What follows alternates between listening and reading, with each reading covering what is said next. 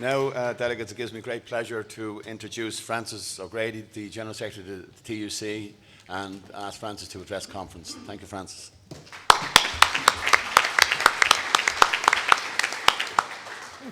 Thank you very much, President. Thank you very much, General Secretary, and brothers and sisters. Great to bring greetings on behalf of the TUC General Council and our 6 million members. I have to say I've been following some of the debate earlier on this morning, and it seems there's a very hot issue in both our countries about how you get more people into work. In particular groups like single parents into work. So I've got a confession to make. I brought up my children as a single parent, and believe you me, benefit cuts activated me, but not entirely in the way the politicians planned. Anyway.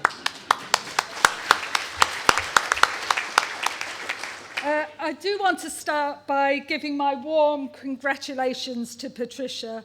As the first woman General Secretary, Patricia has already made history, but she is a formidable champion for trade unionism, for the right to organise, and the right to bargain collectively. Now, I read somewhere that Patricia was described as a straight-talking woman of action. And let's face it, delegates, the way things are going, there'll be no shortage of demand for those talents in leading the trade union movement. But I also want to pay tribute to Patricia's predecessor, good friend David Begg. David led this Congress with real distinction for a term of 14 years, or as our colleagues in the prison service would describe it, a 14-year stretch. And he's earned enormous respect, not just in this country, but around Europe too, representing the trade union movement through one of the most volatile periods in modern Irish history with great intelligence and great skill. And I'm delighted that he'll continue to lead that battle of ideas through the think tank that he now chairs. So thank you, Patricia. Thanks to David. Thank you all for everything that you've done and for everything that you as delegates continue to do within the trade union family. Not just representing your members at work, but building a fairer, more compassionate country. Leading that fight for justice and equality, not just at work, but in society too. And I have to say, I thought it was absolutely wonderful news last month when the people of Ireland voted so decisively to approve equal rights in marriage. And I think Irish unions should take credit, should share credit, and take real pride in that victory. I recognise that, of course, as we've already heard, that campaign is far from over. And I hope that everyone here will join us in sending a message of solidarity to those LGBT people north of the border still being denied those rights. To them we say, your struggle is our struggle, and we will not rest until everyone in every part of this island enjoys the right to choose who to love, and if they so choose, then to marry too.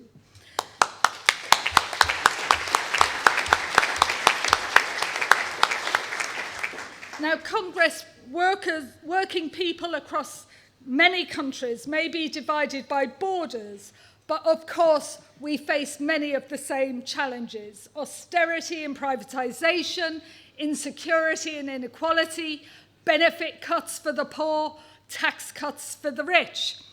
In Britain, the election of a majority Conservative government means that trade unions face the coldest political climate that we've faced since the days of Margaret Thatcher. Now, David Cameron likes to say he is a one-nation Conservative, but his government's programme is profoundly divisive and tells quite a different story. As you know all too well, £12 billion hacked from the welfare budget, public services flogged off to the highest bidder, and a tax on our labour rights and our civil liberties. Whereas here in Ireland, you're working with the government to extend collective bargaining, in Britain, we've got our work cut out defending what we've got. The new government's priority wasn't how to tackle our poor record on investment or productivity. It wasn't how to tackle tax dodgers or wrongdoing by the banks. No, its first major announcement was its intention to ban the right to strike by the back door, giving employers the right to use agency labour to break strikes, making it easier for the state to spy on union organisers by criminalising pickets, and imposing new ballot thresholds that, frankly, David Cameron would not dream of imposing on the forthcoming referendum on membership of the European Union, let alone the election of politicians to their own House of Commons seats. It's no exaggeration to say we face the most draconian, the most right-wing assault on trade union rights anywhere in Western Europe. But delegates, I can promise you this: we are not going to roll over, we are not going to give up without a fight.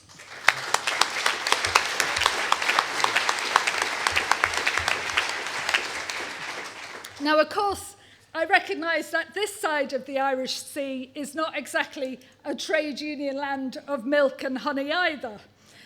Despite welcome signs of recovery, Irish workers are still being hit by those shockwaves of that financial crash. IMF-imposed austerity has sucked 30 billion euros out of the economy since the crash, with huge job cuts and service cuts in the public sector. Young people, too many of them, still packing their suitcases to seek a better life on a scale not seen for decades. And there's still a long way to go before real wages catch up to where they should be. And in my book, in Northern Ireland, the consequences of Westminster austerity are even more alarming, threatening not just jobs and welfare, but the very peace delivered by the Good Friday Agreement. I believe that this government's ideological obsession with austerity, frankly, is playing with fire. And I will do everything in my power to support Patricia and this Congress in trying to get them to change course. But regardless of where they live or the passport we hold, I've always believed that what most working people want from life is really pretty simple. We want a decent job, we want fair pay, we want a good home, and we want enough time to spend with the people that we love. But today we know that there are 5 million, more than 5 million workers in Britain, and a fifth of Irish workers earning less than the living wage. Last year, the TUC organised a big campaign under the banner "Britain needs a pay rise." And it seems self-evident to me that Irish, Spanish, Greek and German workers need a pay rise too. But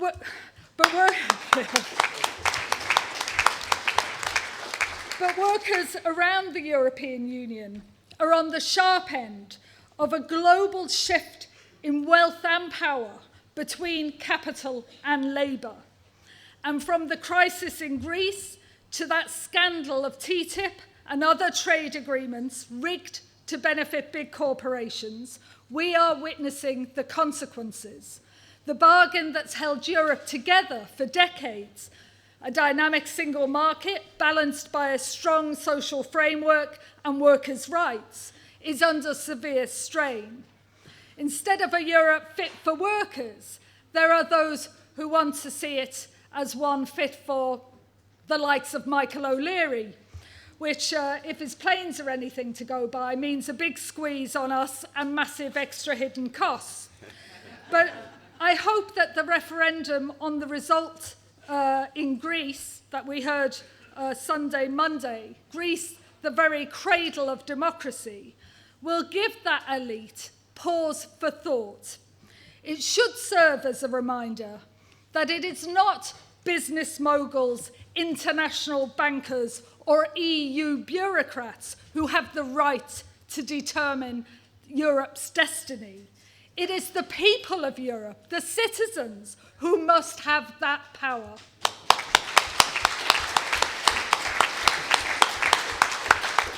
Now, soon British citizens will go to the polls once again, this time for an in-out referendum on our membership of the EU.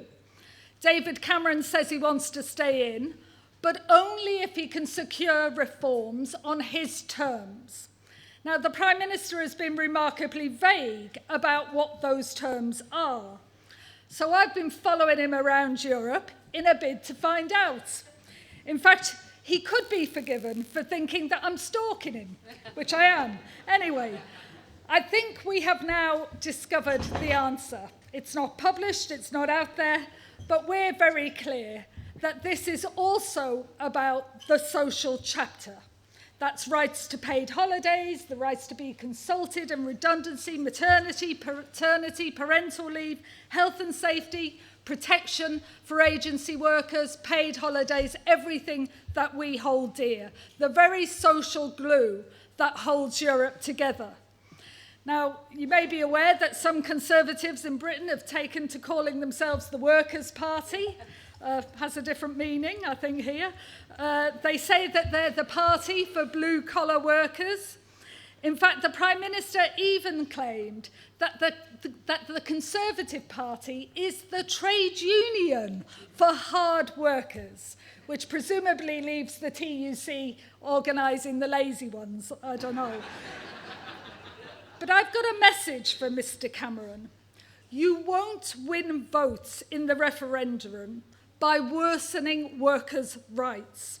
TUC polling shows very clear that stripping Europe of that social dimension would only make a British exit more likely, a result that would do great damage to jobs and investment. But if the EU is reduced to nothing more than a market, if it just becomes a vehicle for privatising our services, removing our rights and boosting corporate profits, then popular support for the European ideal will wither on the vine.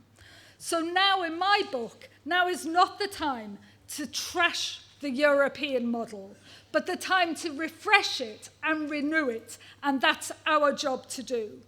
Our first priority must be to develop a practical plan for Europe to deliver fair growth, real green investment and decent jobs in the places that need them most. What the Irish President Michael D. Higgins has rightly called an ethical economy. Rather than a race to the bottom that saddles families with debt, we need to return to the economic common sense of wages-led growth, putting money in workers' pockets, stimulating demand, supporting the decent businesses in local economies. Delegates, our second priority must be to protect and enhance our public services. Good schools, hospitals, councils, emergency services, decent care for our children, the elderly and the disabled, a strong welfare state. These are the hallmarks of any civilised society. And let me tell you this, when they ask us, well, how can you afford it? Let us demand back fair taxes. That's how we'll pay for it.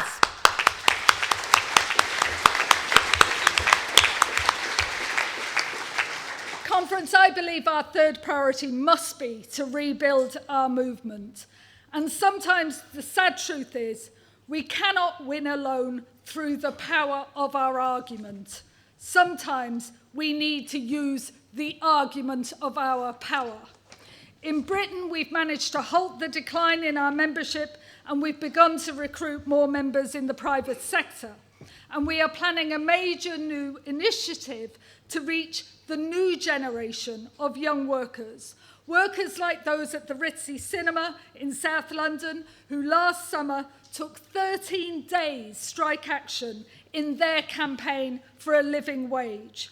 Backed by their union,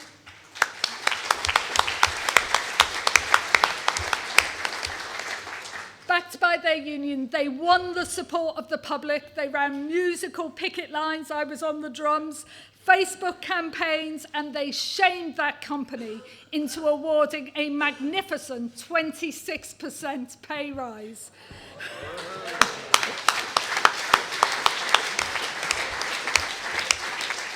Now, too often young people are on the front line of austerity, of 0 hours, high rents, and lousy pay. But I believe that this is a generation with a lot of courage and little to lose. Imagine what we could do if the trade union movement was seen as the natural champion of the hopes and dreams of young workers. So, brothers and sisters, in Ireland, in Britain, elsewhere, young people are the future of our movement, and we need to show that we are right by their side, helping them to organise, championing their cause, and giving them hope for the future. I'll finish on this. I've always believed that the trade union movement's journey, it's never ever, you look back through history, it's never been an easy one. That battle for justice is long and hard, and of course, we will face setbacks along the way. Without doubt, we all know we've got our work cut out. But I believe that if we stay true to our values of justice, our values of equality, basic solidarity of working people looking after each other, if we stick together, if we organise together, then together we will surely win. Thank you.